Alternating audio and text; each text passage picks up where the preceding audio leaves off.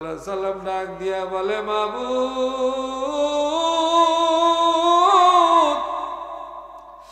আমি ভালো করে আঙ্গুল দিয়ে চিবিয়ে চিবিয়ে দেখছি ওর মধ্যে চাউল নাই। যেইটার মধ্যে চাউল নাই সেইটা আগুনে দিতে আমার কোনো মায়া লাগে নাই। আমার আল্লাহ ডাক দিয়া বলে, মুসা, এই আসমানের নিচে জমিনের উপরে আমি আল্লাহ তাআলার একমাত্র ফসল হইল মানুষ। এই মানুষগুলোকে আমি আসমানের নিচে জমিনের উপরে বিভিন্ন নাচ নিয়ামত দিয়ে কত ধরনের গোস্ত, কত ধরনের মাছ, কত ধরনের চাউল, কত ধরনের আলু, কত ধরনের শাক, কত ধরনের নাচ নিয়ামত দিয়ে আমি এদেরকে লালন পালন করে বড় করলাম। বড় করার পর সে বিবি পাইল, ছেলে মেয়ে পাইল, বাবা মা পাইল, আত্মীয় স্বজন পাইল, বন্ধু বান্ধব পাইল, বড় চাকরি পাইল, ব্যবসা পাইল, টাকা পয়সার মুখ দেখলো। এখন আর আমার কথা মনেই রাখে না। এর অবস্থাটা কেমন? তোমার ওই পাতানের মতো। এরা তো আমার এই সম্পদ, আমার ফসল। কিয়ামতের দিন আম্মা মান খাফফাত মাওয়াজিনুহু ফাউম্মুহু হাওিয়া। আমার আল্লাহ বলতেছেন, কিয়ামতের ময়দানে ওঠার পর আমি আমার বান্দার নেকি বদি ওজন করব। এর ব্যাখ্যায় তাফসীরকারকরা এইভাবে বুঝায়, আমার আল্লাহ বুঝাচ্ছেন, আমি আমার কুদরতি কুলার উপরে তুলে আমি আল্লাহ একটা ঝাড়া মারব। আল্লাহ, আমি আল্লাহ একটা ঝাড়া মারব। এই ঝাড়ার মধ্যে, যার মধ্যে নামাজের নূর থাকবে, রোজার নূর থাকবে, পর্দার নূর থাকবে, এলেমের নূর থাকবে, হালাল হারামের নূর থাকবে, আমলের নূর থাকবে, এগুলি সব আমার কুলার কোলের দিকে আসতে থাকবে। এদের জন্য আমি আল্লাহ বানাইছি, ইন্নাল্লাযীনা আমানু ওয়া আমিলুস সালিহাতি কানাত লাহুম জান্নাতুল ফিরদাউসি নুজুলা। যারা ঈমান আনার পরে এই নেক কাজগুলো করবে তাদের জন্য গোলা বানায় রাখছি আমি বেহেশতে। আমি আল্লাহ জান্নাতুল ফেরদাউস, বেহেশতের মধ্যে ওদেরকে গোলার মধ্যে জমা করে রাখবো। আর যেগুলি চিটার মতো উড়ে উড়ে যাবে, পাতানের মতো উড়ে উড়ে যাবে, আমি ফেরেশতাদেরকে ডাক দিয়ে বলবো, ফেরেশতা, এই জাহান্নামীকে ধর ধর। ফেরেশতারা এই জাহান্নামী ব্যক্তিকে ধরবে, ধরে জমিনের মধ্যে উপর করিয়া ফালাইয়া দেবে। পালাইয়া দিয়া কেতাবে লেখে, ফেরেশতারা এক হাত দিয়ে পা দুইটা ধরবে, এক হাত দিয়ে মাথাটা ধরবে, ডাইন পা কোমরের উপরে বসাইয়া দিয়া আস্তে আস্তে আস্তে আস্তে আস্তে রাউন্ড করে গুনাহগার নাফরমানের কপালের সাথে পায়ের তলা লাগাইয়া দিয়া আমার আল্লাহ ডাক দিয়া বলবে, মেওয়ারাইহি জাহান্নাম, এদেরকে ফিক দিয়া দিয়া জাহান্নামে ফালাও। আমি আল্লাহর কোনো মায়া লাগবে না। ও বুড়া বাবাজিরা, যুবক ভাইয়েরা, পর্দার অন্তরালের মা এবং বোনেরা, আমরা কি ওই পর্যায়ে যাইতে চাই নাকি? অথচ আমার আল্লাহ কিন্তু ডাক দিয়ে বলছে, মিনহা খালাকনাকুম, এ মানুষ শুনে নাও, আমি আল্লাহ তোমাকে কিন্তু এই মাটি দিয়েই সৃষ্টি করেছি। ওয়াফিহা, তাতে কি কোনো ফায়দা আছে নাকি? বলেন, আরো জোরে বলেন, আছে নাকি? কোনো ফায়দা তো নাই। বরঞ্চ এর মধ্যে বাড়িতে লোক দিয়ে লোকারণ্য হয়ে যাবে। অমুকের পুত্র অমুক নাকি মারা গেল, চল তো যাই দেখে আসি। এই আসবে দেখতে, কিন্তু আপনার ঘর থেকে দেখবেন আপনার স্ত্রী, আপনার ছেলে মেয়েরা বলবে, লাশটা আগে বাইরে বাইর করো। হ্যাঁ, আপনি তো গিয়ে ল্যাপের তলে ঢুকলেন, ঠান্ডার কারণে কোরআনের কথা শুনতে ভালো লাগে না, রুচি নাই, মনোমালিন্য, ঝগড়াঝাটি, মাহফিল শুনবো না। মাহফিল কি কারো বাপের? কোরআন কি কারো বাপের? ইসলামের কথা কি কারো বাপের? এখানে কোনো মনোমালিন্যের সম্পর্ক আছে?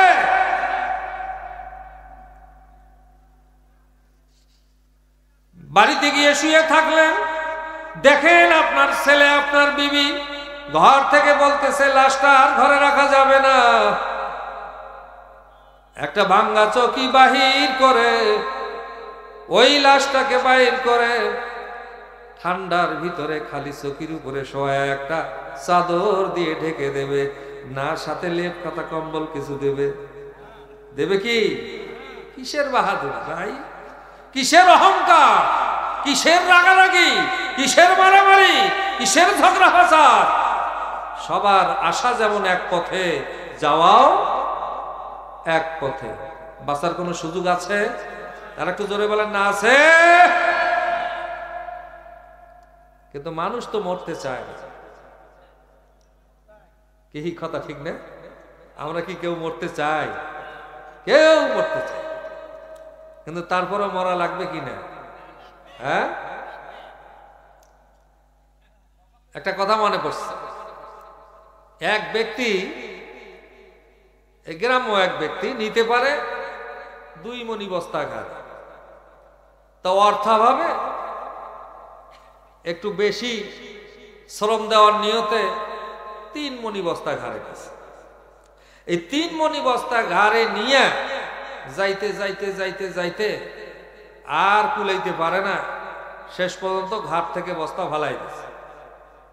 ফালাই দিয়া বস্তার উপরে বসিয়া হাঁপায়, এরকম কি হাঁপাইতেছে, হাঁপায় আর ডাক দেয়, কয় ওই আল্লাহ তোর চোখ নাই? আল্লাহ তুই দেখো না, আমার দুনিয়া থেকে উঠায় নিতে পারো না? এত কষ্ট আর সহ্য হয় না? আল্লাহ তুমি কি কানা? আচ্ছা আল্লাহ তুমি না হয় কানা, তোমার আজরাইলও কি কানা? আজরাইল আমাকে দেখে না? আজরাইল আমাকে তুলে নিয়ে যেতে পারে না? ঘটনাক্রমে আজরাইল আবার ওই দিক দিয়ে যাইতেছে, আজরাইল ওই দিক দিয়ে যাইতেছে। তা আজরাইল আবার মনে করতেছে ব্যাপারটা কি, আমার কথা বলে কেন, দেখি একটু শুনি। ও কাছে আসছে, আসে ভাই কি হয়েছে, আপনি আজরাইলকে খোঁজেন কেন?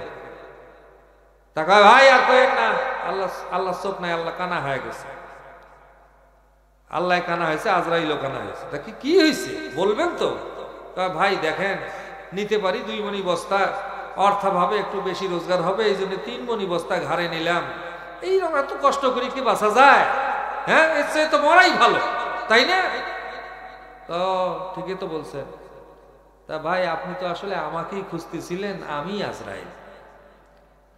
তা আপনি মরবেন যখন, তো শোন রেডি হন। যখনই বলছে আমি আজরাইল, আপনি শোন রেডি হন, এই কথা শোনার সাথে সাথে এই ব্যক্তির ফুকুত থাকা শুরু হয়েছে। দেরি করতেছেন কেন, তাড়াতাড়ি শোন, আপনার জান কবজ করবো তো আমি। আরে ভাই দাঁড়ান দাঁড়ান দাঁড়ান, এমনি এমনি শোতাই না।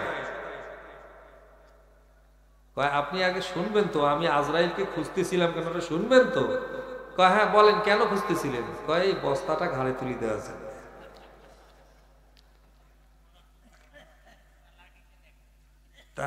দেখেন, এর দ্বারা বোঝা যায় যে মানুষ কি আসলে মরতে চায়।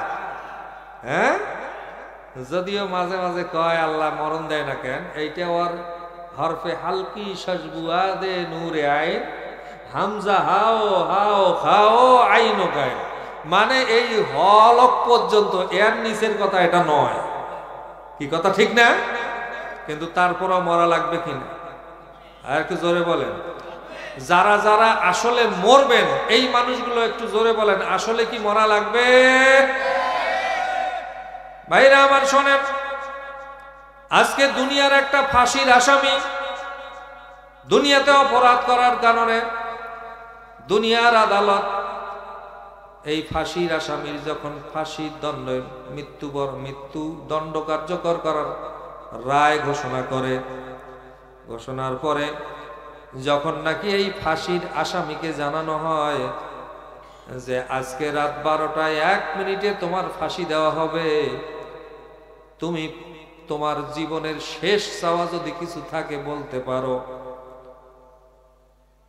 ও বুড়া বাবাজিরা, যুবক ভাইয়েরা, পর্দার অন্তরালের মা এবং বোনেরা, রাস্তায় ঘাটে পথে মাইকের আওয়াজ যেখানেই যায়, যত দূরে যায়, আপনারা যারাই আমার মতো গুনাহগারের কথা শুনতেছেন, সকলের উদ্দেশ্য করে বলছি, বলেন তো, একজন ফাঁসির আসামি যখন শোনে যে আজকে রাত 12টায় 1 মিনিটে তার ফাঁসি হবে, এই আসামির মনে আর কোনো আশা আকাঙ্ক্ষা আছে বলে প্রকাশ করা সম্ভব? তার সামনে যদি পৃথিবীর টাকার বস্তা ফালায়া দেওয়া হয়, অথবা এই পৃথিবীর সবচাইতে সুন্দরী মেয়েটাকেও তাকে দেওয়া হয়, যেই মেয়েটাকে নিয়ে পাশের ঘরে তুমি 1 ঘন্টা কাটাবা, তারপরেও সেই দিকে তার নজর যাবে নাকি বলেন? কেন যাবে না? ঘোষণা হয়ে গেছে সময় 12টা 1 মিনিট পর্যন্ত। কথা ঠিক না বেঠিক? এই সুন্দর পৃথিবীর আলো দেখতেছি, এই যে লাইট, এই যে মাইক, কত সুন্দর ঘর বাড়ি, ছেলে মেয়ে, বিবি বাচ্চা, এই যে দুনিয়ার সৌন্দর্য চোখের সামনে ভেসে বেড়াচ্ছে, রাত 12টায় 1 মিনিটে চক্ষু চিরতরে বন্ধ হয়ে যাবে, এই চিন্তেই তো সে এখন অস্থির। কথা ঠিক না বেঠিক? এই জন্য দুনিয়ার টাকার প্রতিও খেয়াল নাই, বউয়ের প্রতিও খেয়াল নাই, সুন্দরী রমণীর প্রতিও তার কোনো খেয়াল নাই। ও বুড়া বাবাজিরা, যুবক ভাইয়েরা, পর্দার অন্তরালের মা এবং বোনেরা, একটু খেয়াল করেন, আজকে দুনিয়ার ফাঁসির আসামি ফাঁসির কথা শোনার সাথে সাথে যদি তার সব টেন্ডেন্সি চেঞ্জ হয়ে যেতে পারে, আপনার আমার নামে এইরকম কোন ফাঁসির হুকুম আছে না নাই? সত্যি বলতেছেন? হ্যাঁ, কি ফাঁসির হুকুম কি? এই কোরআনকে প্রশ্ন করবেন, কোরআনকে প্রশ্ন করেন, হে কোরআন, তুমি বলো তো, মানুষ হিসাবে পৃথিবীতে আসছি, আমার কোনো ফাঁসির হুকুম টুকুম আছে নাকি? কোরআন আপনাকে জবাব দিবে, কুল্লু নাফসিন যায়িকাতুল মাউত। কোরআন বলতেছে যে সমস্ত নফস, যত আত্মাই পৃথিবীতে আছে, প্রত্যেকটা আত্মাকেই মৃত্যুবরণ করতে হবে। তার মানে আপনার আমার ফাঁসির হুকুম আল্লাহ দিয়েই দিছে। কি কথা ঠিক না বেঠিক? এ আল্লাহর বান্দারা শোনো, মনোযোগ দিয়ে শোনো। বাবা, যদি আমার আজকের বয়ান ভালো না লাগে, বাড়িতে গাইলাইতে গাইলাইতে যাবা।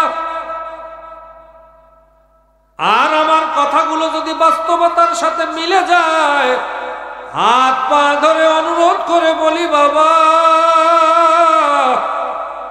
ভুলের মধ্যে থেকো না, বিপদে থেকো না, সুপথে ফেরত আসো, সময় কিন্তু চলে যায়।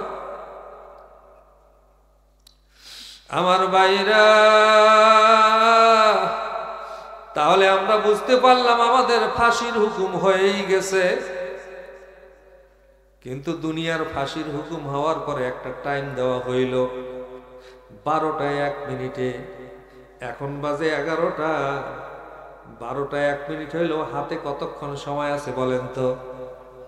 আর একটু আসতে বলেন। 1 ঘন্টা সময় আছে, কিন্তু আপনার আমার ফাঁসি কার্যকর হওয়ার কোনো সময় দিছে নাকি?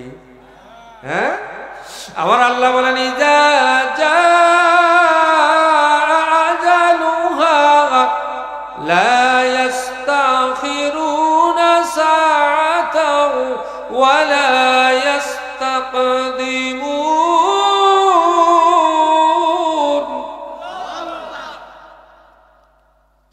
ইজা আজালুহুম, যখন নাকি তোমার ওই নির্দিষ্ট সময়টা চলে আসবে, লা ইস্তাখিরুনা সাআতাও ওয়া লা ইস্তাকদিমুন, তোমাকে 1 সেকেন্ডও সময় দেওয়া হবে না, নির্দিষ্ট সময়ের 1 সেকেন্ড আগেও হবে না, 1 সেকেন্ড পরেও হবে না। ওই সময়ের মধ্যেই তোমার ঘটনা ঘটে যাবে, কিন্তু সময়টা কখন কারোরই জানা নাই। কথা ঠিক না বেটি? আল্লাহ বলেন লিকুল্লি উম্মাতিন আজাল, ওই সময়টা আমার কাছে গোপন আছে, আমার কাছে গোপন আছে। এ মানুষ, তোমার ফাঁসির হুকুমটা আমার আল্লাহর কাছে গোপন আছে, কখন সময়টা আসবে কেউ জানে না। কাজেই যাওয়ার আগেই কিন্তু প্রস্তুতি নেওয়া লাগবে। এই প্রস্তুতি নেওয়ার অবস্থা যদি এই হয়, আজকে মাদ্রাসা থেকে ডাকলে পাওয়া যায় না, মসজিদে মুয়াজ্জিন দৈনিক 5 বার ডাক দেয়, হাইয়া আলাস সালাহ, কি ডাক দেয়? আপনার সারা দেয়।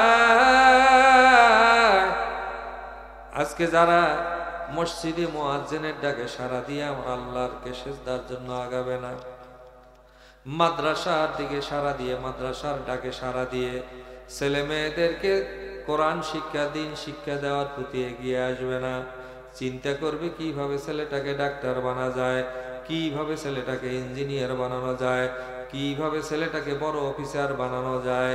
ভাই, ছেলেকে ডাক্তার বানাবেন কোনো আপত্তি নাই, ইঞ্জিনিয়ার বানাবেন কোনো আপত্তি নাই, বড় অফিসার বানাবেন কোনো আপত্তি নাই, কারণ এই পৃথিবীতে এগুলির উপরে আছে, কথা ঠিক না বেঠিক?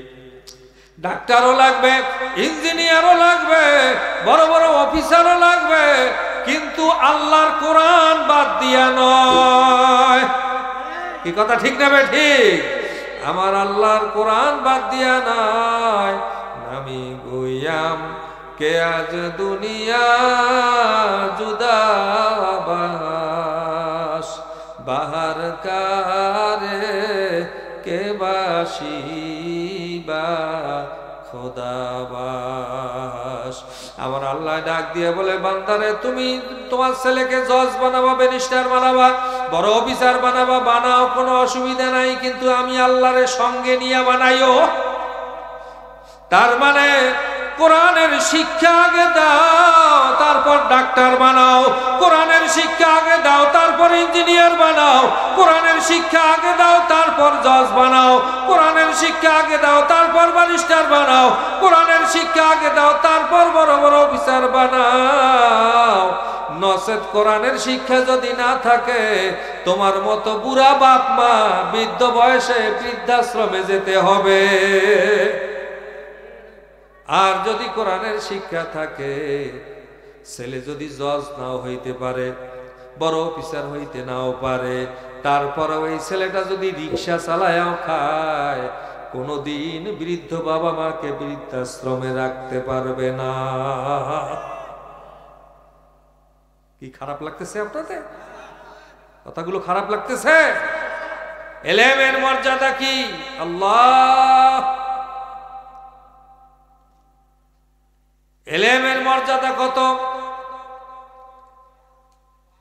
আল্লাহর নবী সাল্লাল্লাহু আলাইহি ওয়াসাল্লাম বলেন, মান সাফা আলিমান ফাকাদ সাফানি। যদি কোনো ব্যক্তি কোনো আলেম ব্যক্তির সাথে মুসাফা করে, সে যেন একজন নবীর সাথে মুসাফা করলো।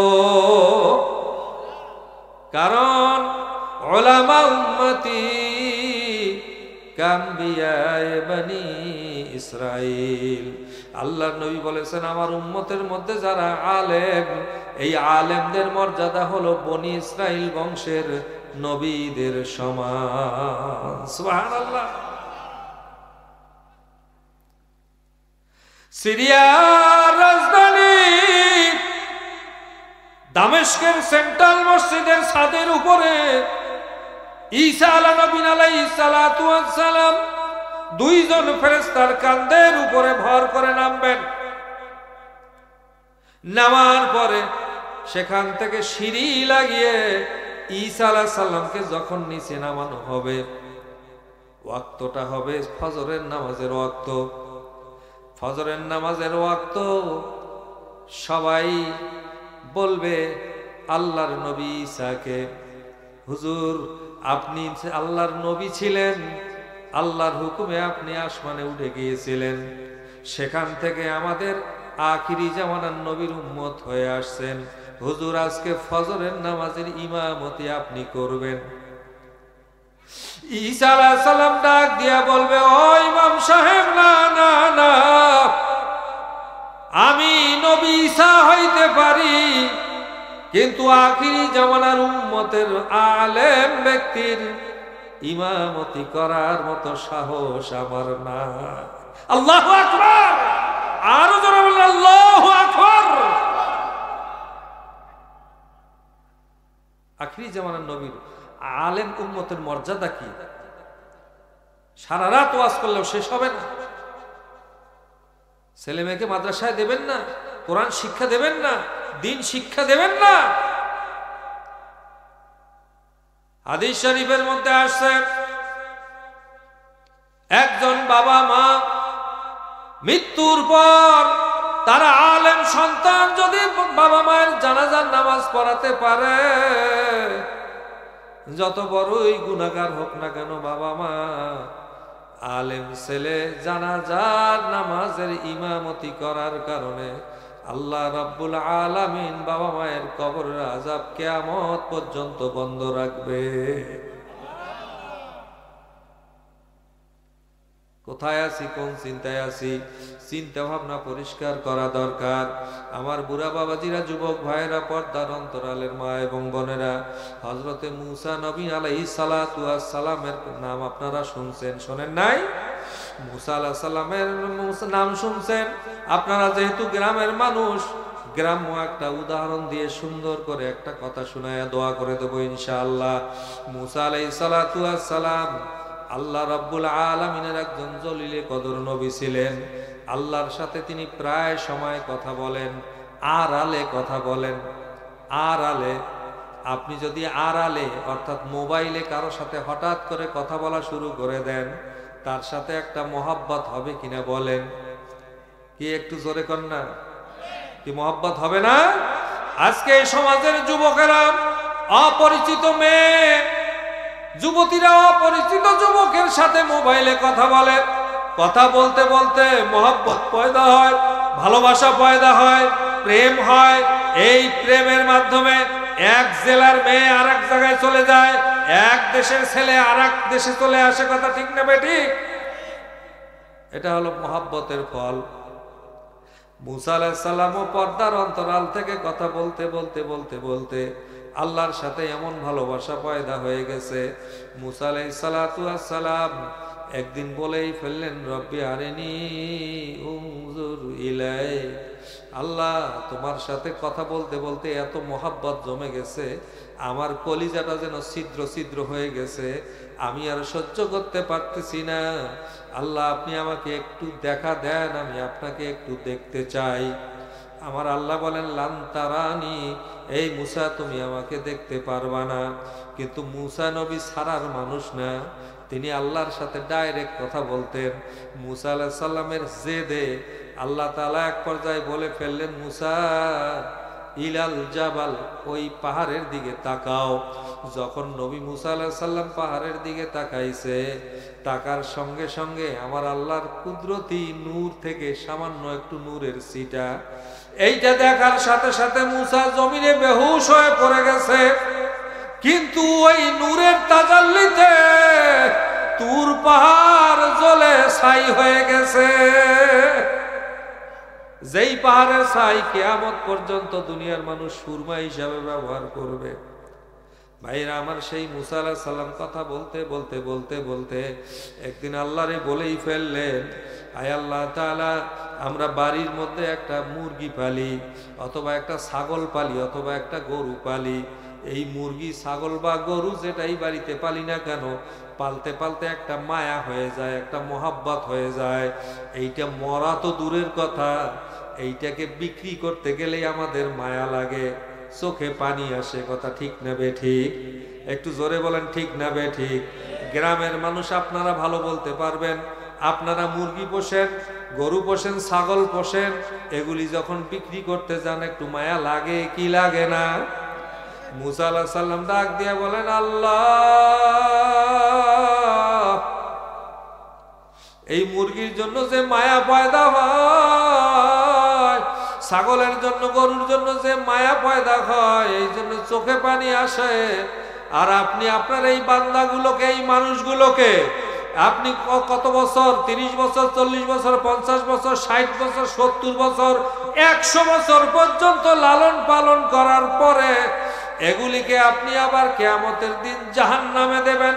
আল্লাহ আপনার কি একটু মায়া লাগবে না? দেখছেন মুসা আলাইহিস সালাতু ওয়াস সালাম আল্লাহকে কিভাবে প্রশ্ন করছে। আল্লাহ একটা মুরগি অল্প কয়েকদিন লালন পালন করে বিক্রি করতে গেলেই মায়া লাগে, আর আপনার এই বান্দা বান্দিগুলোকে এতদিন পর্যন্ত লালন পালন করার পরে আবার জাহান্নামে দেবেন, আপনার কি একটু মায়া লাগবে না?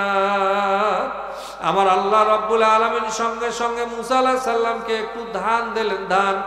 ধান দিয়ে বললেন, মুসা এই ধানটুকু নিয়ে তুমি তোমার জমিনে লাগাও। এই জমিন থেকে যখন ধান হয়ে যাবে ওই ধানগুলো সুন্দর করে ঝেড়ে পুছে বেছে আমার কাছে নিয়ে আসবা।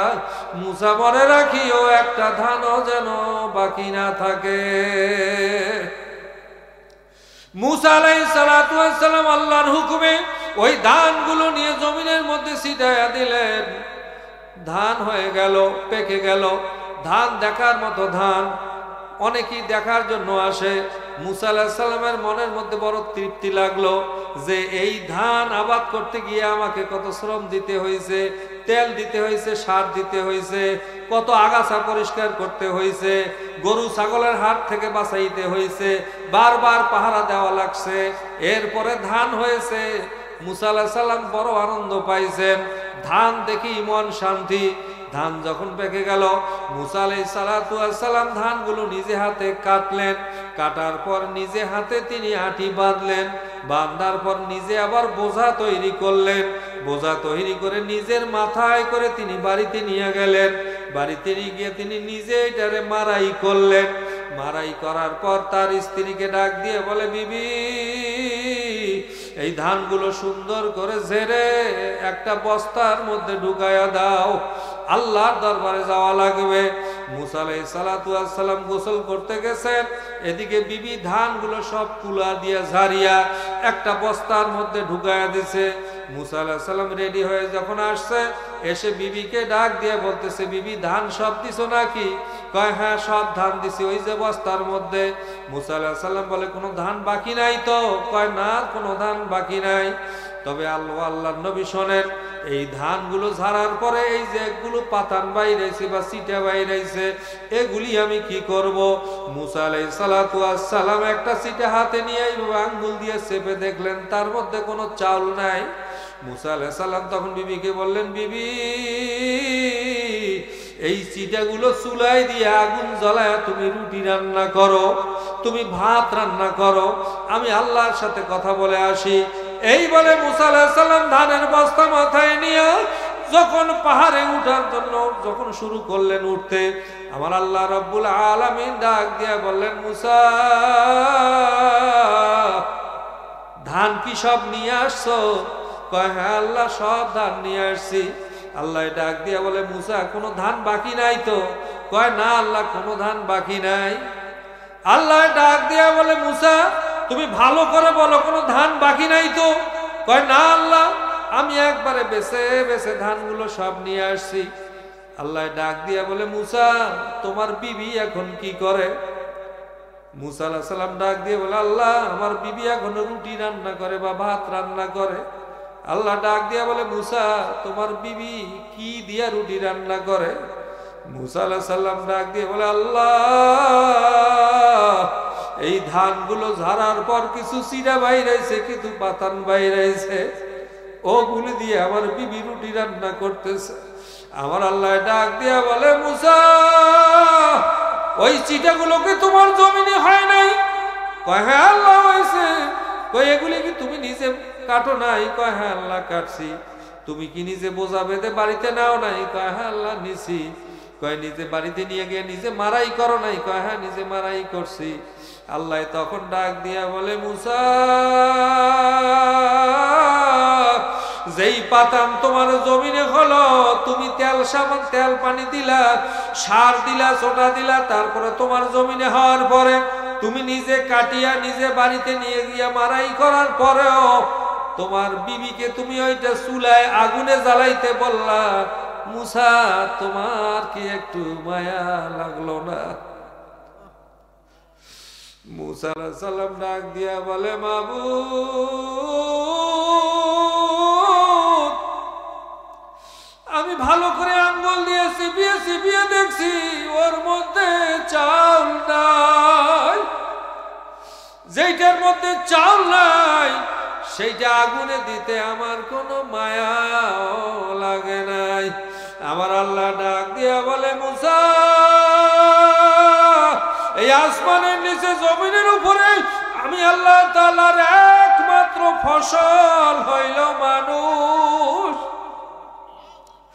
এই মানুষগুলোকে আমি আসমানের নিচে জমিনের উপরে বিভিন্ন নাচ নিয়ামত দিয়ে, কত ধরনের গোস্ত, কত ধরনের মাছ, কত ধরনের চাউল, কত ধরনের আলু, কত ধরনের শাক, কত ধরনের নাচ নিয়ামত দিয়ে আমি এদেরকে লালন পালন করে বড় করলাম। বড় করার পর সে বিবি পাইলো, ছেলে মেয়ে পাইলো, বাবা মা পাইলো, আত্মীয় স্বজন পাইলো, বন্ধু বান্ধব পাইলো, বড় চাকরি পাইলো, ব্যবসা পাইলো, টাকা পয়সার মুখ দেখলো। এখন আর আমার কথা মনেই রাখে না। এর অবস্থাটা কেমন? তোমার ওই পাতানের মতো। এরা তো আমার এই সম্পদ, আমার ফসল। কিয়ামতের দিন ওয়া আম্মা মান খাফফাত মাওয়াজিনুহু ফাউম্মুহু হাবিয়া।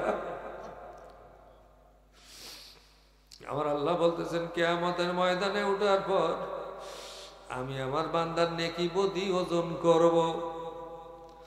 এর ব্যাখ্যায় তাফসীর কারকরা এইভাবে বুঝায়, আমার আল্লাহ বুঝাচ্ছেন, আমি আমার কুদরতি কুলার উপরে তুলে আমি আল্লাহ একটা ঝাড়া মারব। আল্লাহ, আমি আল্লাহ একটা ঝাড়া মারব। এই ঝাড়ার মধ্যে, যার মধ্যে নামাজের নূর থাকবে, রোজার নূর থাকবে, পর্দার নূর থাকবে, এলেমের নূর থাকবে, হালাল হারামের নূর থাকবে, আমলের নূর থাকবে, এগুলি সব আমার কুলার কোলের দিকে আসতে থাকবে। এদের জন্য আমি আল্লাহ বানাইছি, ইন্নাল্লাযীনা আমানু ওয়া আমিলুস সালিহাতি কানাত লাহুম জান্নাতুল ফিরদাউসি নুজুলা। যারা ঈমান আনার পরে এই নেক কাজগুলো করবে তাদের জন্য গোলা বানায় রাখছি আমি বেহেশতে। আমি আল্লাহ জান্নাতুল ফেরদাউস, বেহেশতের মধ্যে ওদেরকে গোলার মধ্যে জমা করে রাখবো। আর যেগুলি চিটার মতো উড়ে উড়ে যাবে, পাতানের মতো উড়ে উড়ে যাবে, আমি ফেরেশতাদেরকে ডাক দিয়ে বলবো, ফেরেশতা এই জাহান্নামীকে ধর ধর। ফেরেশতারা এই জাহান্নামী ব্যক্তিকে ধরবে, ধরে জমিনের মধ্যে উপর করিয়া ফালাইয়া দেবে।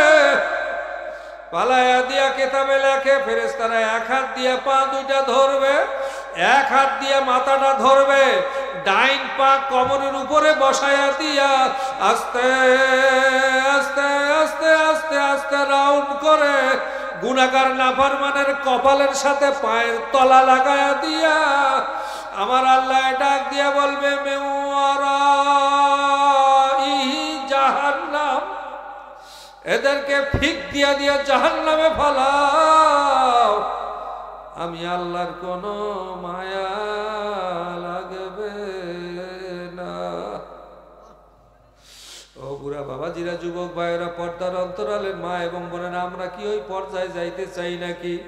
অথচ আমার আল্লাহ কিন্তু ডাক দিয়ে বলছে, মিনহা খালাকনাকুম, এ মানুষ শুনে নাও, আমি আল্লাহ তোমাকে কিন্তু এই মাটি দিয়েই সৃষ্টি করেছি। ওয়াফিহা নুঈদুকুম, আবার সামনে এমন একটা দিন আসবে যেদিন আমি তোমাকে আবার ওই মাটির গর্তের মধ্যে ঢুকায়া দেব।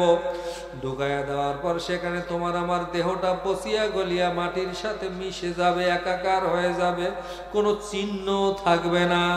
আমার আল্লাহ বলেন, আবার যেদিন সেই কিয়ামতের দিন হাসরের ময়দানে ওয়ামিনহা নুখরিজুকুম, আমি আল্লাহর একটা হুকুমে আবার তোমাদেরকে এখান থেকে বাহির করব। তারাতান উখরা, সবার শেষ দিন কিন্তু সেই দিন, সেই দিন তোমরা দেখতে পারবা সবাই কোন দিকে যায়। সবাই কিন্তু আল্লাহমুখী, সবাই আল্লাহর দিকে দৌড়াতে থাকবে। কিন্তু সেদিন সবাই দৌড়ায় কোনো লাভ হবে না। যারা আজকে এই দুনিয়ার সংক্ষিপ্ত হায়াতের জিন্দেগিতে কষ্ট করে নামাজটা ঠিক মতো পড়বে, রোজাটা ঠিক মতো রাখবে, পর্দাটা ঠিক মতো করবে, হালাল হারাম ঠিক মতো মেনে চলবে, যারা নাকি দুনিয়াতে আল্লাহর জমিনে আল্লাহর আইন কায়েমের জন্য সদা সচেষ্ট থাকবে, যারা নাকি জিহাদের ময়দানে যাবে, শয়তানের রাজত্ব দূর করে দিয়া আল্লাহর কোরআনের রাজত্ব প্রতিষ্ঠিত করবে, এই প্রচেষ্টায় যারা চলবে, যারা এই গ্রামে গ্রামে সমাজের মধ্যে মসজিদ মাদ্রাসা তৈরি করবে, সেই মাদ্রাসায় ছেলেমেয়েরা কোরআন শিখবে, দিন শিখবে, এলেম শিখবে এবং মসজিদের মধ্যে নামাজ আদায় করবে, এই জাতীয় এলেম যাদের মধ্যে, আমল যাদের মধ্যে থাকবে, এই মানুষগুলো সব আমার আল্লাহর দিকে যাইতে থাকবে। আমার আল্লাহ তাদের জন্য জান্নাত বানায় রাখছেন, তাদেরকে জান্নাতে সাজায়া দেবে। আর যারা আজকে মসজিদ বানাইতে বাধা দেবে, মাদ্রাসা বানাইতে বাধা দেবে, যারা দিন শিক্ষা করবে না, ছেলে মেয়েদেরকেও শিক্ষা দেবে না, যারা নিজেরা নামাজ পড়বে না, পর্দা করবে না, হালাল হারাম অনুযায়ী চলবে না, পরের মাল চুরি করে খাবে, ডাকাতি করে খাবে, ছিনতাই করে খাবে, ভাই বোনের হক নষ্ট করবে, ভাই বোনের হক ঠিক মতো দেবে না, প্রতিবেশীর হক আদায় করবে না, এই মানুষগুলো আমার আল্লাহর দিক যাইতে চাইও যাইতে পারবে না। এদেরকেই তো ফেরেশতারা ধরে ধরে জাহান্নামের দিকে পাঠাইয়া দেবে। ও আমার বুড়া বাবাজিরা, যুবক ভাইয়েরা, পর্দার অন্তরালের মা এবং বোনেরা, আজকের এই মাহফিলের শেষ কথা এতটুকু বলে যেতে চাই। মাদ্রাসার মাহফিলে সবাই আন্তরিকতার সাথে আসতে যখন পারলেনই না, তখন অন্তত যে যেখানে আছেন সেখান থেকে আমাদের সাথে একটু হাত উঠায়া একটু দোয়া করে, পারলে 2 ফোঁটা চোখের পানি ছেড়ে দিয়ে নিজের পরকালীন জিন্দেগির মঙ্গলের জন্য এই দুনিয়াতে যে কয়দিন বেঁচে থাকবো, ঈমানের সাথে আমলের সাথে বেঁচে থাকার নিয়তে আসুন আমরা সবাই আমার আল্লাহর দিকে ফিরে যাই। ফাফিরু ইলাল্লাহ, তোমরা আল্লাহর দিকে ফিরে যাও, আল্লাহর দিকে ফিরে যাও। মায়ের পেটেও আল্লাহ ছাড়া কেউ ছিল না, আল্লাহ ছাড়া মায়ের পেট থেকে বাইর হয়ে আসার পরও কেউ ছিল না, এখনো আল্লাহ ছাড়া কেউ নাই। ঠিক মনে রাখিও, মৃত্যুর পরের জিন্দেগি তো আল্লাহ ছাড়া তোমার আমার কেহ থাকবে না। আল্লাহুম্মা আমিন, আল্লাহুম্মা আমিন,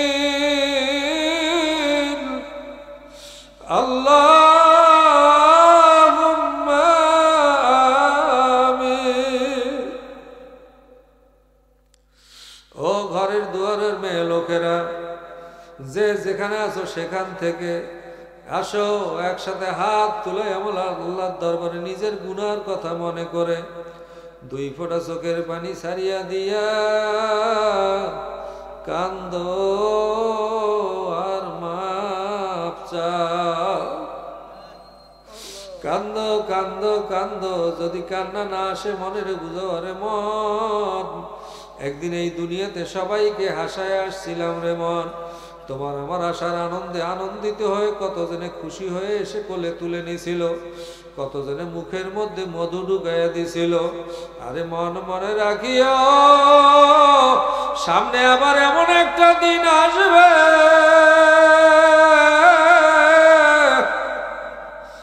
যেই দিন তোমার আমার ফাইনাল ফাঁসি হয়ে যাবে। বড়ই পাতার গরম জলে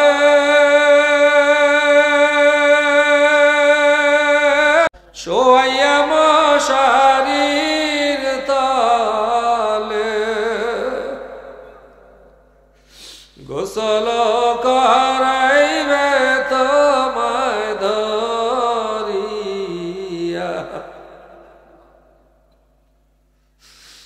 ছেলে মেয়েরা পাশে বসে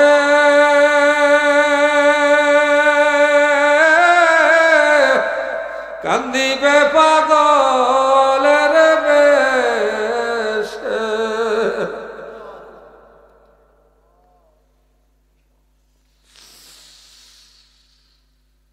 আত্মীয় স্বজন আসবে সবে,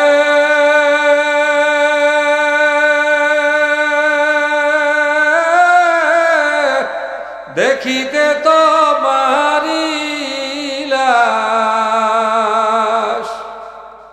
সাজাইতে তোমারি বাসর, কাটবে থোপের কাঁচা বাঁশ।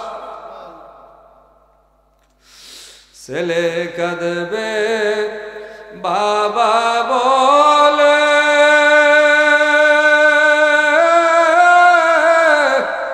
মেয়ে কাঁদবে বাবা বলে, জবাব তো দিবানা আল্লাহ। না জানি কখন সেই সময়টা চলে আসবে। গোসল করাইয়া কাফনের কাফন পরাইয়া জানাজার নামাজে নিয়ে যাইবে, সেখান থেকে 4 বেহারা উঠাইয়া কান্দে নিয়ে কবরস্থান পর্যন্ত নিয়ে যাইবে। কবরস্থানের মধ্যে নিয়া ধরাধরি করে কবরে নামাইবে। নামাইয়া বাঁশের কাটলি সারি সারি বিছাইয়া, কলার পাতা ধারার চাটাই দিয়া সবাই মিলে দিবে মাটি চাপাইয়া। সব শেষ, সব শেষ। কোথায় গেল মেম্বারি, কোথায় গেল চেয়ারম্যানি, কোথায় গেল এমপিগিরি, মন্ত্রীগিরি, প্রেসিডেন্টগিরি, আরে বড় লোকগিরি, শত শত বিঘা জমির মালিকগিরি, কোথায় গেল? সব শেষ, সব শেষ, সব শেষ। সবাই আপন আপন ঘরে এসে বাতি জ্বালাইবে, তোমার আমার কবরে কেউ বাতি দিবে না। আল্লাহ আল্লাহ তোমার বান্দারা কাঁদে কেন? চোখে পানি এসে গেছে। আল্লাহ তুমি একটু জিজ্ঞাসা করবা না? আল্লাহ আমাদের ছেলেও মরে নাই, মেয়েও মরে নাই, আমরা গুনাহ করে বসছি রে।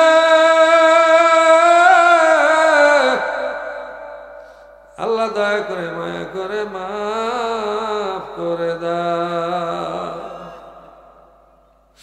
আল্লাহ এই মাহফিলকে কবুল করে নাও। আল্লাহ মোহাম্মদ হোসাইন জামিয়া ইসলামিয়া মাদ্রাসা এতিমখানাকে কবুল করে নাও।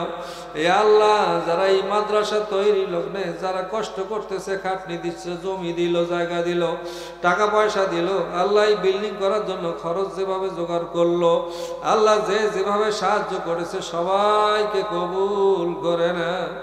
আল্লাহ এই ওসিলা করে এলাকাবাসী সবাইকে কবুল করে নেন। এ আল্লাহ এই মাদ্রাসাকে কিয়ামত পর্যন্ত কবুল করে নেন। এলাকাবাসী সবাইকে ঐক্যবদ্ধভাবে এই মসজিদ মাদ্রাসার খেদমত করার তৌফিক দিয়ে দেন। হে আল্লাহ এই মাদ্রাসায় যারা লেখাপড়া করার জন্য আসতেছে, আসবে, আল্লাহ ভালো ভালো ছাত্র পাঠায় দিয়েন আল্লাহ। এ আল্লাহ এখান থেকে হাফেজে কোরআন, আলেমে হক্কানি রব্বানি বাইর করে দিয়েন আল্লাহ। এ আল্লাহ এই মাদ্রাসাকে কিয়ামতের দিন নাজাতের ওসিলা হিসেবে কবুল করে নিয়েন আল্লাহ।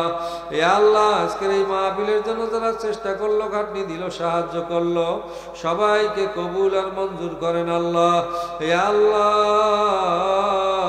অতিথি হিসেবে যারা আসছিলেন সবাইকে কবুল করেন আল্লাহ।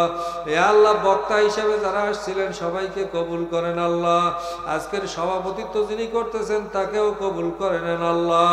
এ আল্লাহ কষ্ট করে ঠান্ডার ভিতরে আল্লাহ যে বান্দাগুলো তোমার বসে আছে, আল্লাহ তোমার কোরআনের ইজ্জত যেন নষ্ট হয় না, এই জন্যই তারা কিন্তু বসে আছে। আল্লাহ তোমার আলেম ওলামাদের যাতে অসম্মান না হয়, এই জন্য বান্দাগুলো বসে আছে ঠান্ডার মধ্যে। যারা চলে গেল আর যারা বসে আছে, যারা আসে নাই আর কষ্ট করে যারা আসছে, দুই দল কখনো এক হতে পারে না। আল্লাহ যারা এই ত্যাগ স্বীকার করে বসে থাকলো, আল্লাহ এই প্রত্যেকটা বান্দার আমলনামায় তুমি হাজার হাজার কোটি কোটি নেক দিয়ে দিও। আল্লাহ এর মধ্যে যারা চাকরিজীবী আছে চাকরিতে বরকত দিও, যারা ব্যবসায়ী আছে ব্যবসায় বরকত দিও, যারা খেতে খামারে বিভিন্ন জায়গায় শ্রমিকের কাজ করে তাদের শ্রমে বরকত দিয়া দিও। আল্লাহ দুনিয়ার জীবন আমলের সাথে কাটাবার তৌফিক দিয়া দিও, মৌতের সময় কালেমা নসিব করে দিও। ইয়া আল্লাহ,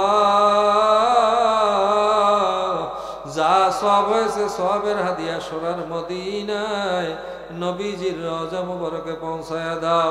তামাম পৃথিবীর মাটির নিচে যত মুমিন মুমিনাত কবরে শুয়ে আছে তাদের রুহে ইয়ার হাদিয়া পৌঁছায়া দাও। আল্লাহ, খাস করে জানি না কার যেন বাবা নাই, কার যেন জনম দুঃখিনী বাবা। আজকের এই মাদ্রাসার মাঠে মাহফিলে বেহেশতের বাগানে যারা নাকি বাবার কথা মনে করে এক ফোঁটা চোখের পানি ছাড়তে পারবা,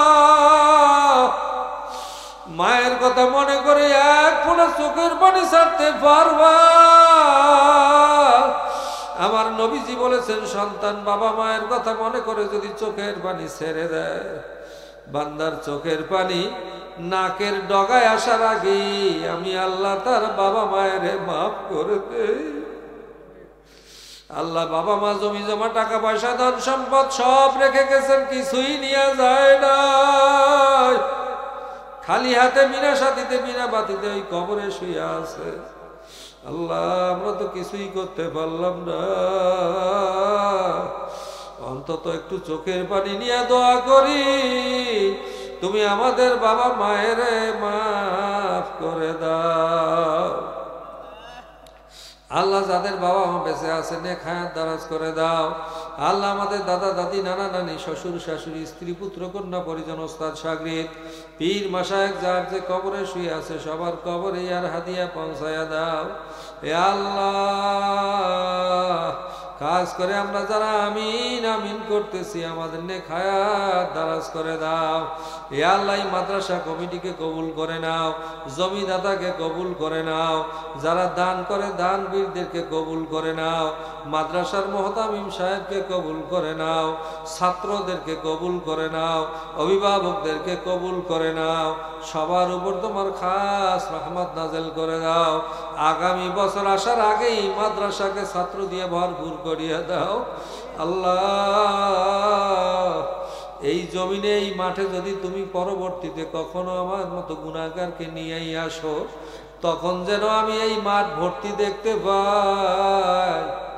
এইরকম খালি মাঠ যেন আগামীতে আর আমরা না দেখি। আল্লাহ, তোমার নেককার বান্দা দিয়ে মাঠ ভরাইয়া দিও, তোমার আমলদার বান্দা দিয়ে মাঠ ভরাইয়া দিও, তোমার খাস জান্নাতি বান্দাদেরকে দিয়ে মাঠ ভরাইয়া দিও।